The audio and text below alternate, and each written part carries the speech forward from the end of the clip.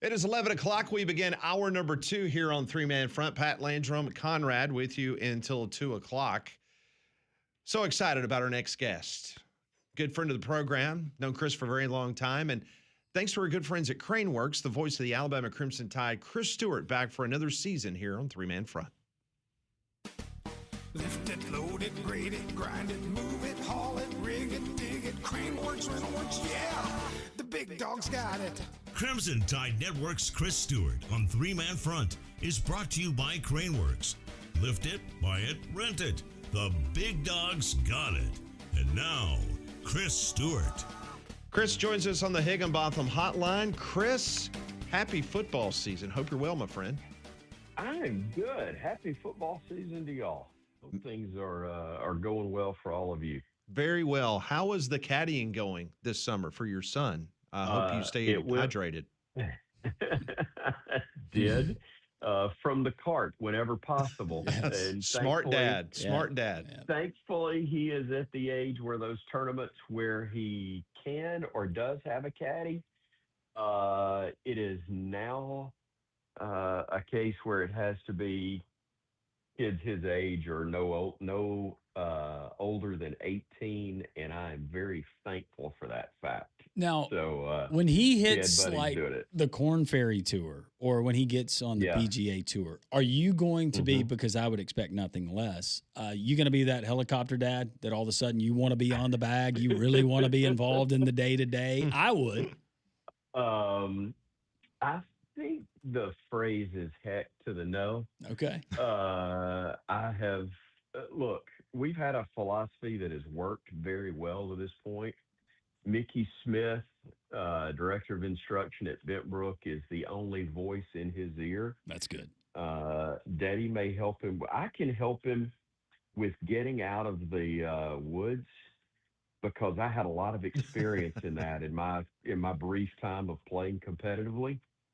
So I can give him the best routes back to the fairway, but everything else is all Mickey. So I don't try to coach. I know my limitations. Pressure putt. Have you set it up kind of like Tiger's dad used to do to him? He would try to distract him where he would concentrate and he would not get disrupted. Will you start doing live play-by-play as he's standing over a big putt? There was an element to that. We used to play these little, and I know your listeners don't care, I'll be brief, but we would play these little competitive games, 9-hole matches, first one to 10 matches, $30. Yeah.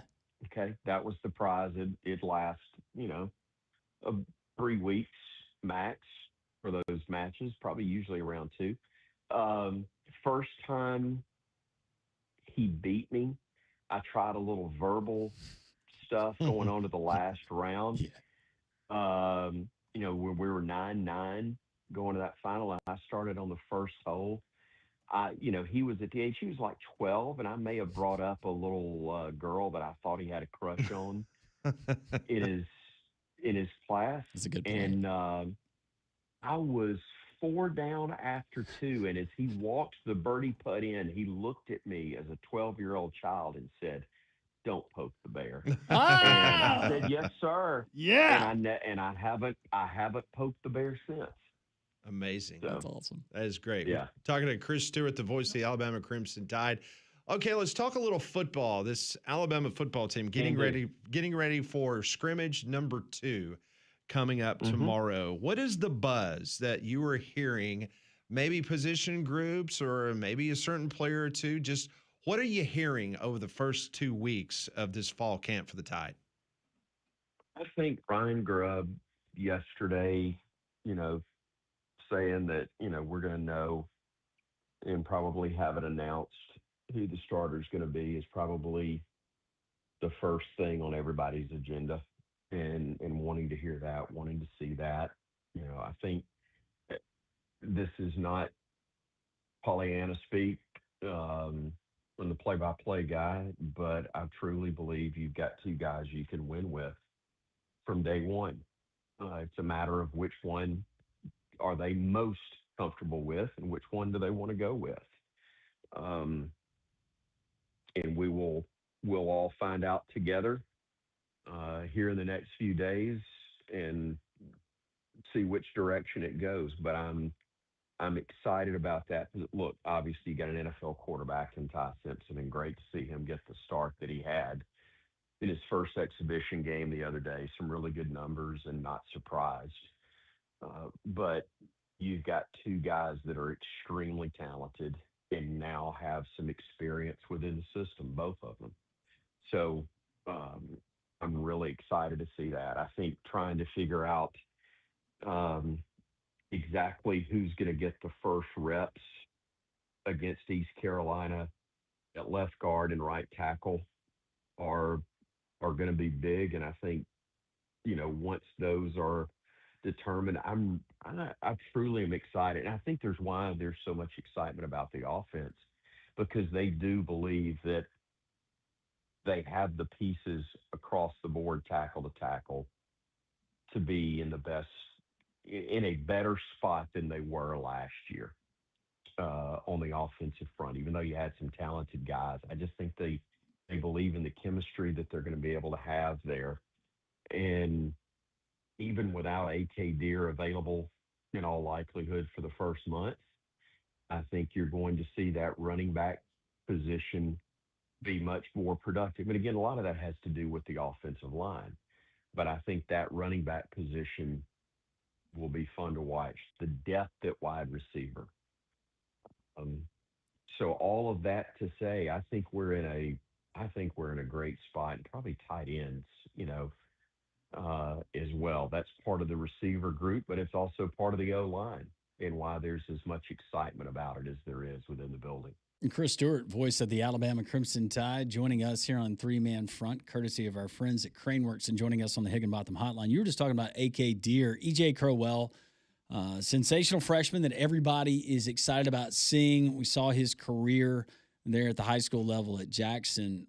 EJ Crowell, I'm not asking you to speak for anyone, Chris, but what should a reasonable expectation be for a guy who did not participate a whole lot or if at all in the spring to pick up this offense and to play meaningful minutes early? I'm going to have a chance to sit down with Kalen DeBoer next week. We'll do his TV show, and one of the things that I do want to ask him is how much of EJ Crowell sitting as he has been about, you know, simply trying to get him healthy. He hasn't been able to go, however you want to phrase that, or somewhat kid gloves early because you don't want to aggravate something, but you already clearly know what he's capable of. Has he already shown it in what you've seen? And while there's always room for development and growth, is it a matter of you don't feel like you need to push him right now because you know what he's capable of? I tend to lean more towards let's just make sure the guy's healthy and what's needed long term, because you do have veteran experience ahead of him. Now, obviously, that took a bit of a hit with the loss of AK the other day, but I think they truly feel good about that position. Um, and so with him, I think you don't want something lingering any more than you can avoid it by trying to rush him early on, especially if you feel like physically he's advanced beyond most freshmen and he can help you and contribute without having to get maybe as much work in the preseason as he would otherwise. I wanted to ask you about the defense and this is coming from people nationwide. So this is not a radio show in Alabama and talking to the play-by-play guy, but I do want to get your thoughts on that position group, and it's the secondary. Most people have this unit as one of the best in the country. A lot of guys coming back, which was big for the Alabama defense, and Kane Womack. Just your overall opinion on who is coming back and how special that group has the potential of being. The fact that you have numbers there, but I mean, we're talking guys that are across the board, 6'2" to 6'4", 210, 225 pounds. I mean, it's a bigger group collectively than we're accustomed to. But the size, the athletic ability, and the numbers combined, guys, you see why there's excitement. Now, you've also got a linebacking core you feel good about, and if they can develop consistency among that front four for Kane, then I think it's going to be as good a defense as there is in the country because um, the back half is going to be able to cover. They're going to have to be able to help with run support as well, but I think they're going to be able to cover as well as any. And if that defensive front becomes what they also believe it can be, this is going to be a fun year with the defense. I know the preseason picks aren't what we're accustomed to. That's fine. They've they've managed that very well within the building. They are very comfortable with who they are and what they have to work with and what they're going to be facing over the course of the year and how they can manage it. I'm extremely excited about the year. And Chris, not being disrespectful to any of the teams on the early part of Alabama's schedule, but if there was ever a year where you have questions at the quarterback position and some of those offensive questions that you have, I think that this schedule certainly lends itself to you having some freedom to try some things. Is that fair? Yeah, I think that's very fair. Um, you can get beat at Kentucky. Sure. We know that. They've got a guy who's, especially on defense, has a good reputation with what they've brought in, and they're going to be more than excited to have Alabama come rolling in. Um, but at the same time, yes, that's a game Alabama's supposed to win. We know that. And then you come home, and everybody's been waiting on Florida State and the payback that you feel like you owe. Not just feel like that you owe in that regard. So those are three good ones right out of the gate. But it's not like you can take a deep breath because South Carolina will be a good challenge as well to start things off. I think it's a good test in the first month without sitting here going, "Oh man, I don't know if we can get ready for this." If you lose, it's not going to be. Um, Trying to figure out how to say this. I don't, and personally, I don't anticipate a loss in the first month. That doesn't mean there aren't losable games Right. in that first four, but I think this team in the program now are built as such that, again, unless something happens, you got to remember Florida State last year, when you lose Tim Keenan Mm-hmm. and Florida State gashes you up the middle so much on quarterback draws, whether they were called or whether they were uh, because of pressure coming from the edges, and he was able to eat us up, where Tim Keenan would have been clogging holes otherwise.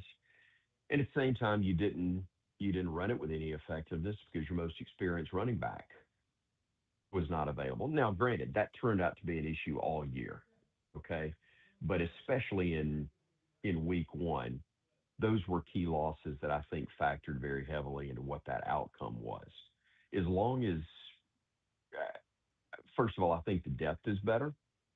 So one loss, such as AK, is is something you can overcome until you get into month two, and thankfully you'll have him back. But this is if you're breaking it up in thirds, I like what you've got to face and challenge. And I know we're just talking about this from a fan standpoint because it's obviously a week at a time for players. But I think you're going to get a good test before you go into obviously what you face in October with trips to Starkville um, in Tennessee, sandwiched around the home game against Georgia and a trip or another home game, I should say, on October 24th against Texas A&M. That is Chris Stewart. We are so tickled to have him back for another year here on Three Man Front, brought to you by our good friends David Upton and Craneworks. Chris, happy to have you back on board. Thanks to Craneworks.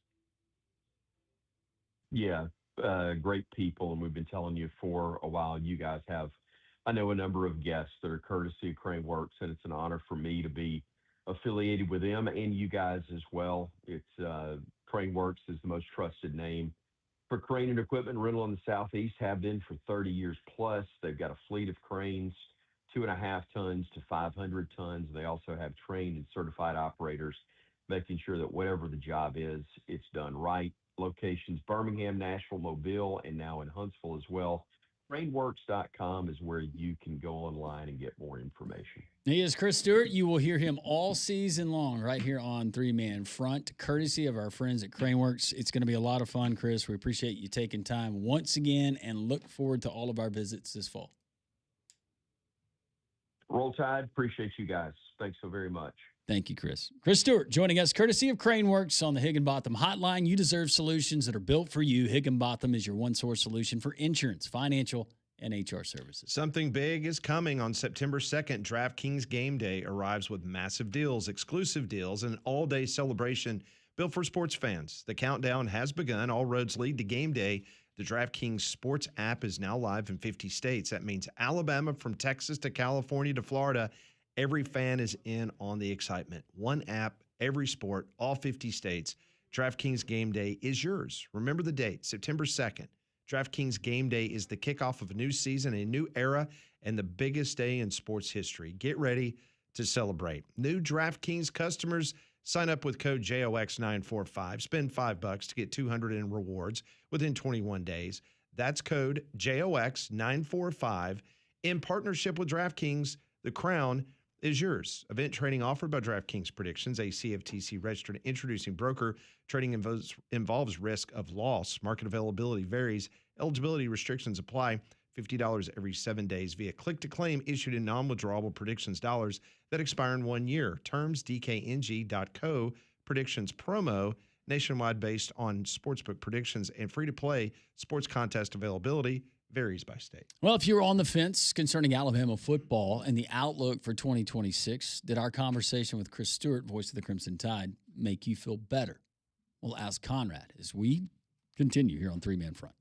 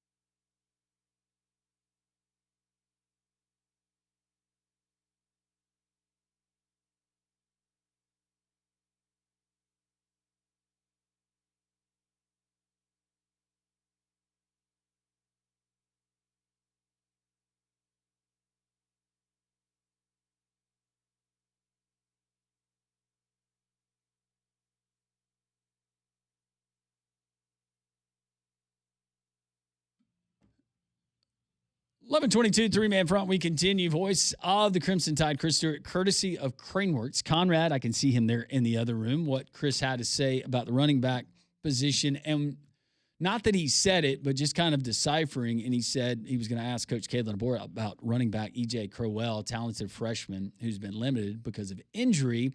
And he posed a very interesting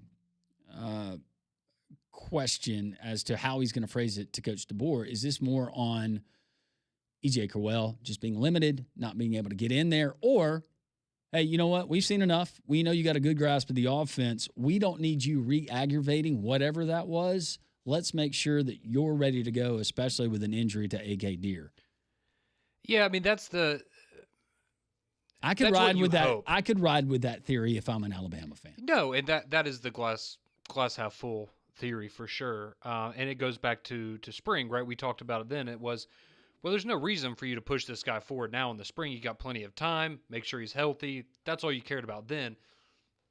You would like to know that he's on the practice field a little bit, because there are little chemistry things that you think need to be worked out before the live bullets are flying against East Carolina. But, you know, I don't hate that theory that he's just that good and that prepared, because, I mean, the things that you were hearing early, he had, runs in fall camp where he looked like his high school highlights. You heard people mentioning pass protection and how impressed they were with that. Those are the things, especially the pass protection, right? I don't think anybody's concerned about his ability to take a handoff and do what he does best. It's just, can you do all the other little things right? And if he has shown that, then yeah, you know what? Make sure he's healthy for that first game. I don't have a problem with that, but I think you would just feel better if you knew that he was actively practicing. And who knows, maybe he pops up in the scrimmage tomorrow, does some nice things, and then boom, all those concerns are gone. But yeah, we'll just kind of have to wait and see. Again, though, as far as we're hearing a lot about Ryan Coleman Williams, a lot of buzz that he's having his best camp, and that's great news. That's the expectation, right? That was our expectations. Yes. Whatever happened with drops or being timid over the middle, whatever that was, that's gone. We're going to get Ryan Williams, the best version of Coleman Williams this year. But the defensive line, and that continues to be from multiple. That's been the most consistent praise that I've heard of one position group out of Alabama's camp. No matter who you talk to, they love what they've done on that side of the ball. Yeah, and I pointed this out when I was we were playing some Kane Womack audio this morning on the show with me and Damien, and even you can, not to put words in anybody's mouth because I don't know what Kane Womack actually thinks, but I feel like listening to these coaches, and particularly him talking about the defensive line, he has this way of talking about it where it comes off to me, my inference of what he says is basically, I finally have the guys that I want. Like, I finally have guys that I can go out there and they're coachable, but at the same time, they're experienced, they're mature, they know what their job is, and they're doing it at a very high level. And I think that's what's made me feel more confident about it is you're right. I think the secondary, maybe you don't hear as much about them just because we know how great they are. I have no concerns about that position group whatsoever, but the defensive line has consistently gotten praise, and it does sound like when you hear the coaches talk about them, it's a little bit of that. Not saying that guys in the past were bad, but just... No, it gets your attention when you have a guy that has watched a lot of practices over the years at Alabama, and he says, look, no disrespect to this guy, and he was really good, but clearly if this guy stays healthy, he will be better than L.T. Overton. Yeah.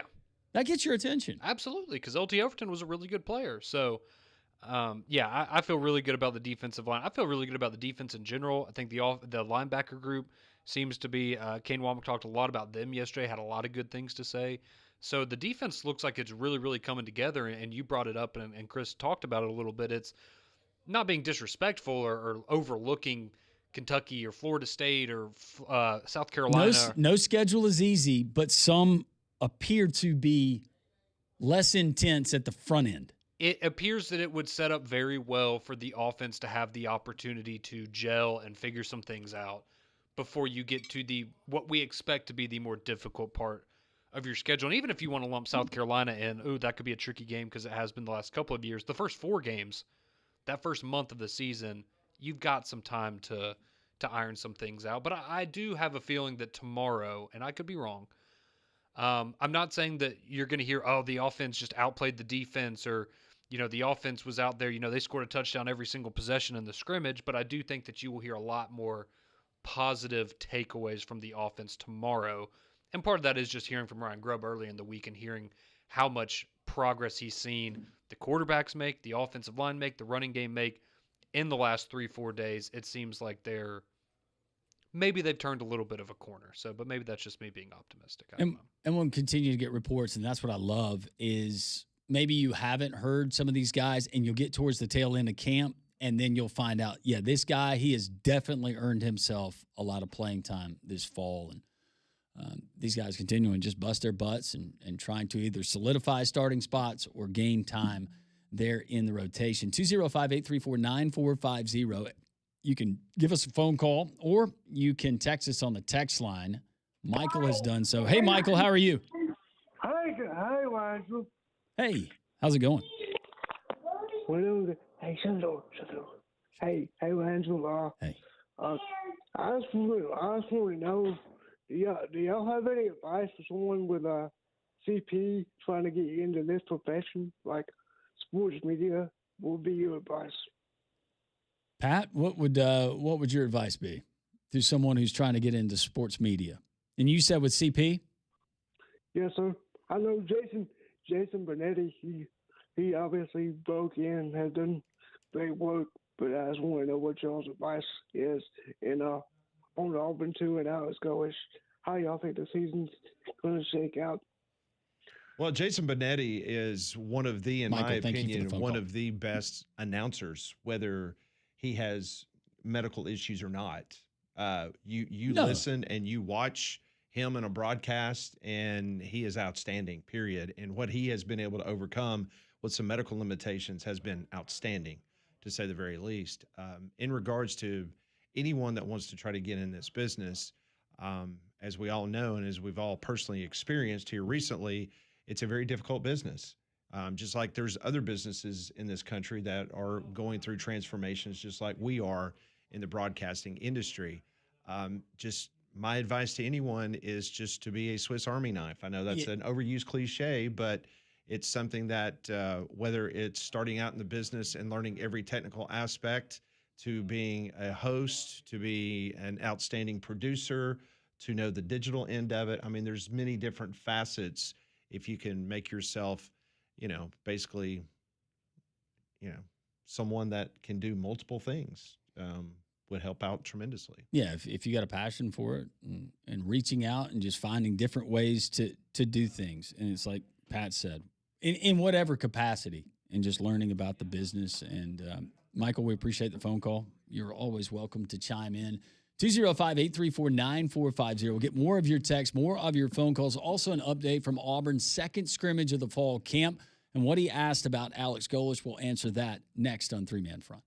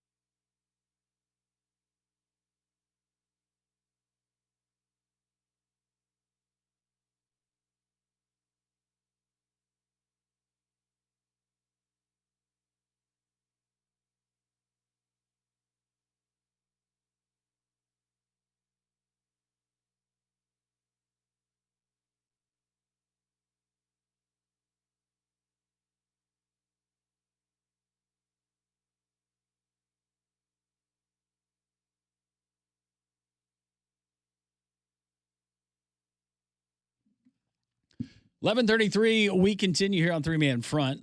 Landrum, Pat, Conrad.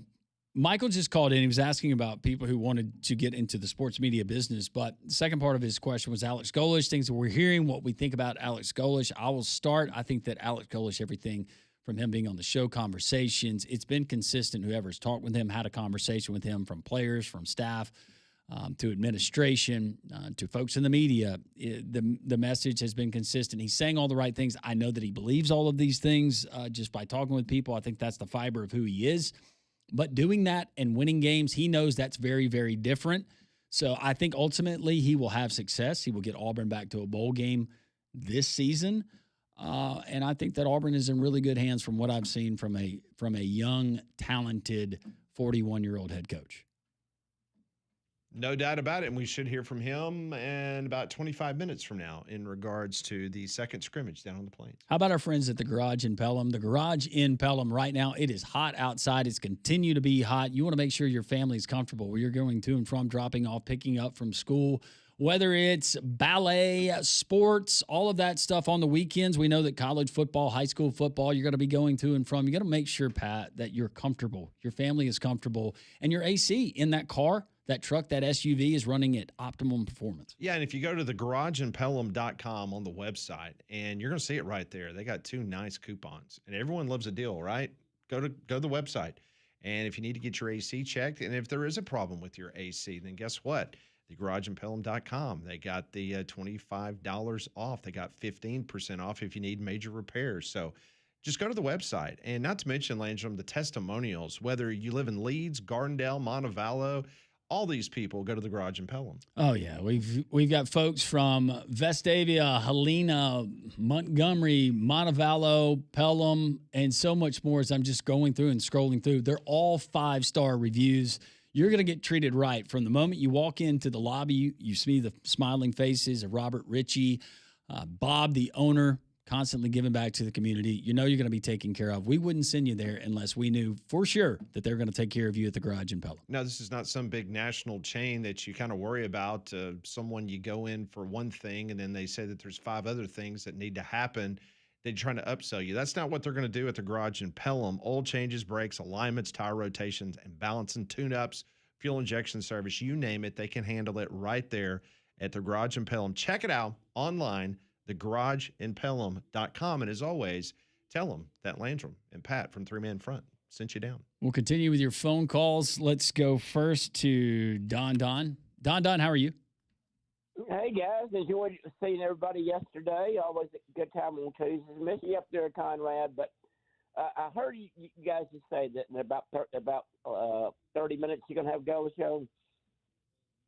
We hope to have Golesh audio. Audio he will not be post-scrimmage. he will not be a guest on the show, just audio from him. But no. That's fine. That's fine. No, I didn't mean it like that. But a little news and notes, and I texted in to Conrad and Damien this morning. Of course, I got another great comment from Damien back at me, Conrad. So what is going on between you and Damien? I hear that there's a lot of bad blood going on. Damien just likes to have a little fun with me when I text in. Heck, he did it to me yesterday when I texted in y'all from Social Talk. It's all in fun. I'm starting to think you guys just love drama.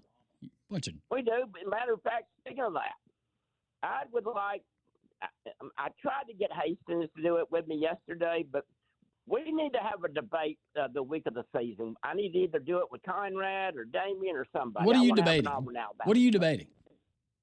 I want to debate how good we're going to be and how underranked we are. Well, can we just get it out there right now? How good do you think they're going to be, and how underranked do you think Auburn is? Okay, well, first, we're better than 44th, okay? I know when y'all get the vote, I agree, yes. Votes the other day, we're better than 44th. We all agreed with that. They were behind Memphis and like what do you call it, G4 teams, whatever they're called, G6, whatever they're called. But we're behind several teams, and I know your guy you had on, Brian Edwards, he's not going to pick Florida. He's not going to pick Auburn to beat Florida. He's a Gator, okay? So that's not going to happen. I personally think we're going to win that game, and I think and I've said this in some of my newsletters. I agree with him. I think we're going to beat LSU at home. I think we're going to go 8-4, 9-3, Landrum. All right, so let's say you go 8-4. Where's the 4 losses? Okay, Georgia, Okay. Ole Miss, either Tennessee or LSU, and then. But you just said unfortunately, you said I gotta Auburn would say beat LSU at home. Yeah, but either Tennessee could be one at Tennessee. Okay. Okay. You got 4 games in October. I mean, where we could lose all 4 of them, guys. Do you lose the Iron Bowl? Well, the Iron Bowl ain't ready to say anything about that yet. That's Well, just, wait a minute. Well, no, if you're talking about an no, 8-4 Don, record. you can't. no, that's 11 games away from now. I got to play 11 football games before I think about that. All right, so what's their record without the Alabama game? What's their 11-game record? Okay, our 11-game record is going to be 8-3. Okay. 8-3 But I heading into the Iron Bowl, and your coin flip right now because you did say 9-3 or 8-4. Yes, I did. Yes, coin flip as in right now. But I got to. And just remind the audience the last time Auburn won a game at Bryant-Denny Stadium. I can tell you. Who was governor? 2010. Okay. It was 2010. The game where they blew a 24-0 lead to come back. Well, they got real close in 2014. It's just Amari Cooper still running. They did. I'll never forget it. The first play you ran from scrimmage, what was the kid that ended up transferring to Jacksonville State? We threw a little screen pass out to him. I think Rock Thomas. Yes. And they said the pass was a backwards pass. I'm sitting there yelling and screaming at a boy, well, I need a review, and didn't get one, of course, and everything. But Was that Ken the Williamson? backwards pass, it ended up being a fumble. But now that was the game where I think we had 600 yards and we lost. Yeah, that was a crazy night. Amari Cooper is the reason why. What was the final score in that game? 55-44. Ellis Johnson didn't want to double him. No, matter of fact, Landrum, I'm up in 2013 game, the kick 6 game. I'm up at the top of the stadium. I'm just glad you didn't fall out of the stadium. If you're at the top of the stadium for the kick 6. Yeah, 1st and 10 on their own 2-yard line. Mm-hmm. Throw the bomb to Cooper. Later, Amari Cooper, and he was just wide open. He was pretty good. The only reason, I'll admit it now because it's like 13 years ago. Conrad, the only reason we won that game is because y'all missed 5 field goals. Conrad has been waiting since that game for you to admit that. Well, I didn't know Conrad, man. How old were you in 2013, Conrad? I was 17. 17, okay. Were you? That was his junior year of college. Were you at the game? No, I was not. I was watching at my house or with my friends somewhere, probably. Okay. Probably drinking. Yeah, Not yet. You remember you remember the scenes on TV after the game, the guy running out with his blanket and jumping in the pool, picking up his daughter. Oh no, running out and jumping in the pool. I take back what I just said. I was at the beach with my family, and we were going out to dinner after the game to celebrate our annual victory over Auburn, and then that happened, and we all went to bed. And his uncle got arrested. No, I'm just kidding. Yeah, that's always been the case. Running the bar I ran forever and everything. If Alabama lost on a Saturday, I could have just closed. So yeah, you Alabama fans are good at that, Conrad. Just go lock yourself in the closet when you lose. We just go out and drink more when we lose. We're used to it. Yeah, I mean, I'm probably gonna have to do that 5 or 6 times this year, right, Don? That was Stan that said 6-6. I did not say 6-6. So what is your call on Alabama? Call it now. I'm at 9-3 on Alabama. Okay. Okay, that 9-3. What's their 3 losses? Georgia, Tennessee at Tennessee, and possibly LSU at LSU. Okay, so you have Alabama winning the Iron Bowl. Yeah, so Auburn's going 8-4. Yep, so Auburn's going 8-4 because you just 8-4, predicted another that loss. Alabama was going to win the Iron Bowl. Another loss in T-Town. Yep. No, that's a coin flip, mate. No. You just said Alabama Don, 9-3. Don, you can't do it both ways. No, you said 9-3. So no, you have already conceded the Iron Bowl. Good job. Auburn Nation's real proud of you right now, Don. I said coin flip. no, you just said 9-3, and we said what's the 3 losses? They have had a specialized period for almost a year getting ready for this game, Don. Yep. 15-minute period, buddy. And they played Dixieland Delight to get us fired up. That used to be my favorite song 30 years ago. Y'all ruined it. Hey, they ruined that. Hey, Landon, they ruined that one in Sweet Home Alabama. But when they on a cruise ship, when they request that song, the piano boy, I say, I tell everybody, watch this. When they're supposed to yell "Roll Tide Roll," I stand up and yell "War Damn Eagle" as loud as I can. It gets the whole room fired up. You get them. Some people would argue that Kid Rock ruined the Sweet Home Alabama song, but I digress. That's right. Hey, thank you, Don. We appreciate it. Go Blazers. All right. He's a mess. Somebody's mess. 205-834-9450. Let's get back to the phones. Try to grab a couple more quick ones before we go to our next break. Let's go to Larry. Hey, Larry. Hey, guys. Enjoy the show always. Wanted to make a comment and then ask a question, a serious question. But my comment is in reference to Don and the Auburn fans. I have an old friend of mine nicknamed Caveman. In 1980, he actually was on the interstate in Washington State, and he saw Mount St. Helens explode. These Auburn fans, after they beat Alabama, that's what it's going to be like. I think it's going to be an eruption that's been, like when Tuberville beat us 6 years in a row. And I'm a Bama fan, but you know what I'm trying to say, guys. But my question, guys, are simply this. And y'all, this is y'all's livelihood. My point is, all the years in Start Vegas with the Mississippi State fans and the Cowbells, there's practically never anything ever been done about that. Would you agree? Correct. Yes. Fans? Okay. Now, but I've got friends, and I was at the game in Knox Vegas in '92 when Stallings was coach when Alabama beat Tennessee and Schuler got knocked out of the game. The question I have is, I've had numerous friends tell me that the last several times they've gone to Knox Vegas, they noticed how much louder it is. And the question is simply this. I've heard friends say that they put speakers inside that huge double-decker and turn on these amplifiers with 100,000 fans, and that's why it's so flipping loud. I just wanted to throw that out there, guys, to see if that's fair to y'all or if you agree or disagree or whatever. But, I mean, I've had people tell me that. I don't know if that's I've had the same thing. I can't confirm it. I know that I have been there because it was a packed house when we kicked off last year. We went to Neyland. I was on the sideline, and that was the loudest that I have experienced on the sideline in 5 years. And I've been to Sanford Stadium. I've been to Tiger Stadium. Now, granted, it depends sometimes on weather. And you got to think you're going in. It's not an SEC versus SEC matchup. So the energy level, it can vary. But it was loud. And there were those accusations. I can't confirm or deny. I don't know.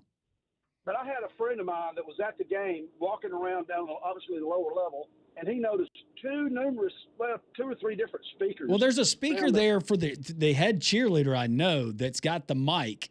And I think that when he's leading the cheers, those cheers are going through that speaker. I don't know if anything else is going through that speaker. Well, my friend mentioned the fact that he saw numerous speakers that were not involved with that were close to the band, and he noticed right there where those speakers were, how loud it was, because I don't know if they had a beer or drink or whatever.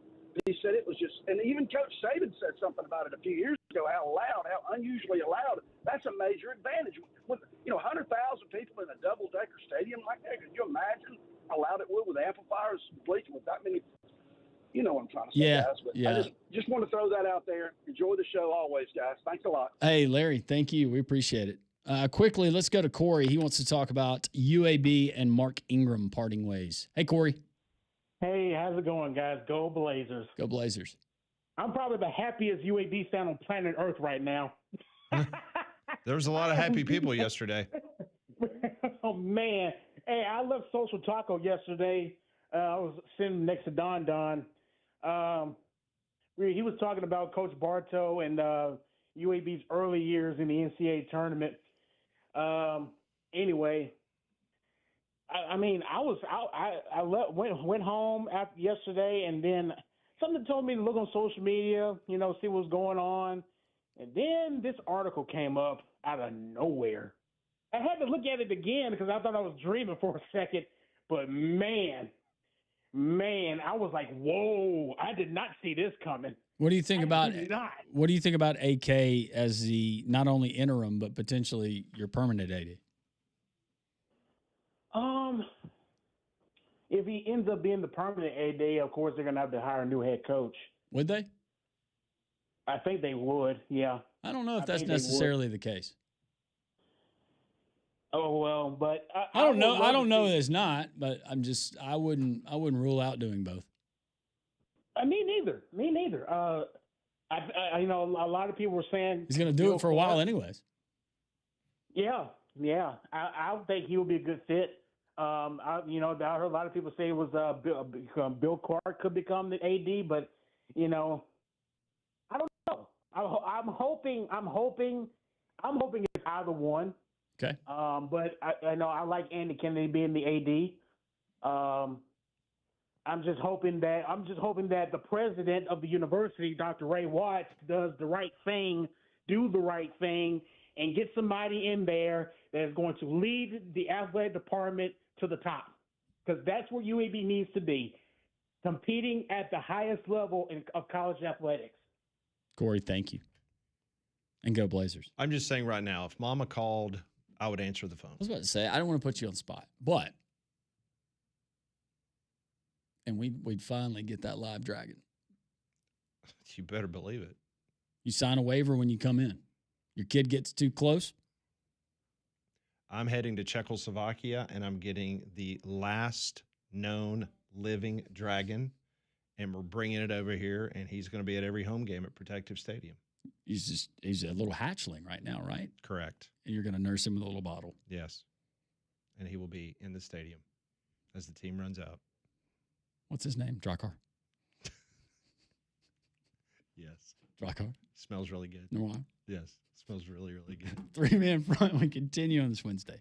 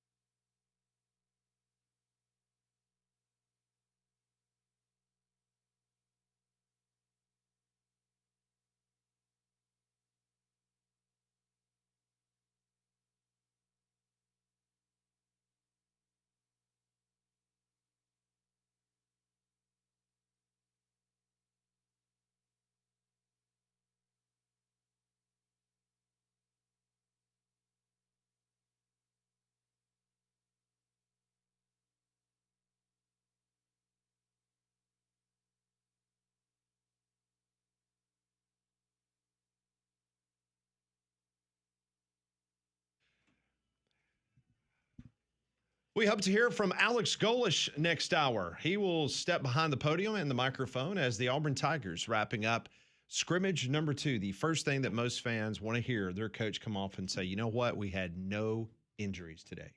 That is the top thing you want to have a coach say. And then after that, then you can kind of start. After that, you know what I want to hear? Well, guys, that was 90 minutes of perfection. I don't think you're ever going to have a coach perfect. say that. No room to improve. Because if a coach does say that, it goes back to my mantra, every coach is a liar. Yeah. I've never met a coach where they said they played a perfect game. Every coach in the country right now has question marks about their team. Yes. Some with more questions. But the last thing in the world that you want, all right, so we're starting to get some information in. Golish says that today's scrimmage saw improved tackling so much better, according to Alex Golish. They're coachable. So that's the first sign of something positive, and yet anything has been mentioned about a potential injury or anything like that. So that's good. Yeah, that was one of the things. We've got to be able to tackle better, especially out in space. Then he talked about emotion, being more consistent with that. Hopefully no injuries that he speaks about. But, yeah, we will have as much as Alex Golish will give us Auburn's second scrimmage in the books. Also, Trey Wallace in the next hour.